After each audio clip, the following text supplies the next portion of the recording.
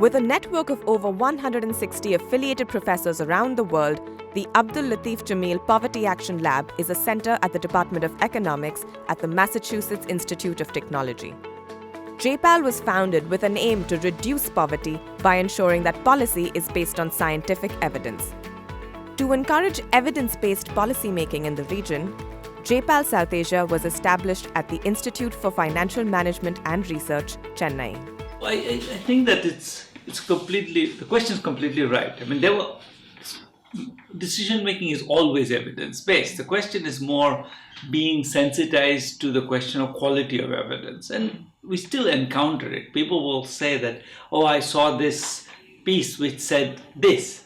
You have to just build toilets in schools and everything will be fixed," or something. And you get these kind of random assertions all the time, and part of the problem there is, I think people feel that, there's evidence and many people claim these things, but there isn't really any quality differentiation. So I think what we tried to do was to insist that there is quality of evidence. It's not that we came up with the idea that evidence is useful. That would be both presumptuous and false.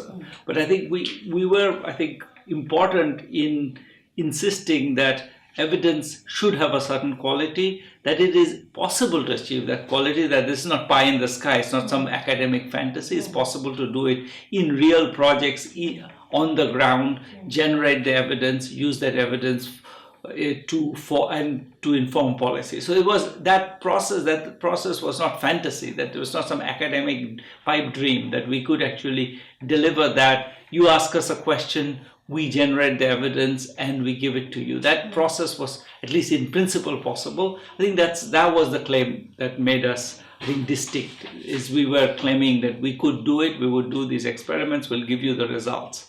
So, and in that sense, what was, special about JPAL's mission was this idea that we would be able to run randomized controlled trials on real policies, not things that happen in a lab, but real policies, and give you the results back in a reasonable time frame. That was the claim that made it clear that the promise of there being kind of hard evidence available was not an empty promise, that the quality differentiation was real and that we could deliver on it.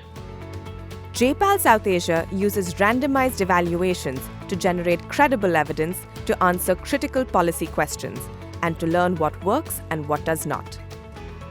I don't think one should think of this as being really at the state level. The only state that has actually decided to incorporate it into a full policy process as of now is Tamil Nadu. Tamil Nadu has created a space within its planning ministry to kind of pose questions to us and get answers. So that process, I think what is really important is that there is a process within the government to ask questions. The others, it's all one-off. It might be, might have very good connections with specific, right now, for example, we're working with the police department in MP. And before this, we worked with the Rajasthan police. And those were, because specific people there who really worked hard to make it happen inside Rajasthan police, now inside MP police. So it's not so much that we have full access to the government's decision-making process. That we never have, but even a stable access to it. It is a bit still, on one particular issue, the minister or the secretary might be enthusiastic about working with us, and then it might last for 3-4 years, 2 years, 3 years, 4 years, 5 years, but then it might not. So it's not. I don't think we have yet got to the point, except in Tamil Nadu. Right now we have a MOU with the government of Punjab.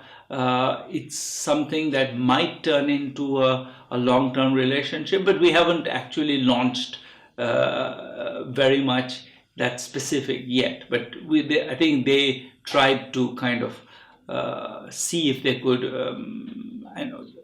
eventually implement something like what we're doing with Tamil Nadu. But it will take some time, and they'll have to make the budgetary assignments and the somebody, it has to be somebody's job. Through its 6 regional offices across the world, JPAL-affiliated professors have worked on more than 860 completed and ongoing randomized evaluations across 80 countries to inform evidence-based policymaking. Most countries, I think, what we've achieved, at least for now in Tamil Nadu, is rare. We've close relationships. We've had a close relationship with the government in Chile and in Peru, and there we've had something somewhat similar going on, but I would say on a less elaborate scale. We've very close relationships. The one other relationship that's very, very close is the relationship with the government of Indonesia, but it's a relationship that's basically there is a think tank within the government of Indonesia which is run by the vice president, and in that think tank has had now maybe a 10-year connection with JPAL, and so they do this. If there is a policy issue, they throw it to us and see, can you tell us something useful to do about this. So that's sort of I would say the other real success story. Pakistan, actually, there's a lot of RCT work happening with the government of Punjab. The government of Punjab has been one of the champions of doing RCTs, especially in education, and they've done a bunch of them. The canonical relationship is with one ministry that's pretty stable, but not necessarily spreading across all domains.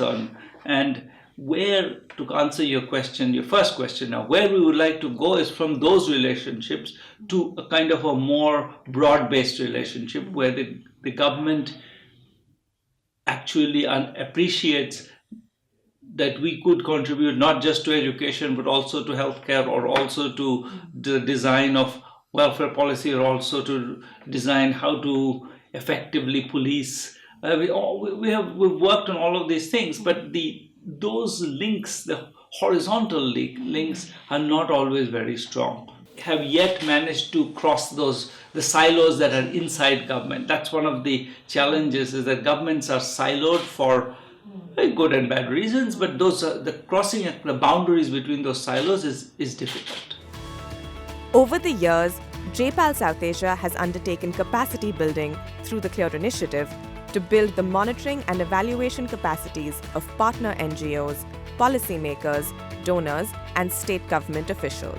I mean, in some ways, I don't know the answer to that question, I'll be honest. I think the reason why I don't know the answer to that question is that JPAL has always been driven by its PIs. So JPAL is not actually we're not a firm. We're not a consulting firm which comes in. So the way JPAL is essentially a collective, a network of researchers. We are the offices are there to sustain those. So I think many of the most exciting things that happen because some PI decides to take up something, or makes a breakthrough, or makes a connection somewhere, and changes what we do. And so part of my answer is that I think we should still continue to do what we are doing, which is attracting the top talent and letting them loose. And to me, that's the best way to get good things done. I think the reason why we've been successful is because we have the absolute top talent in the world working in this area. I think there's almost no one who we would like to include in our organization who's not in our organization. From the officer's point of view,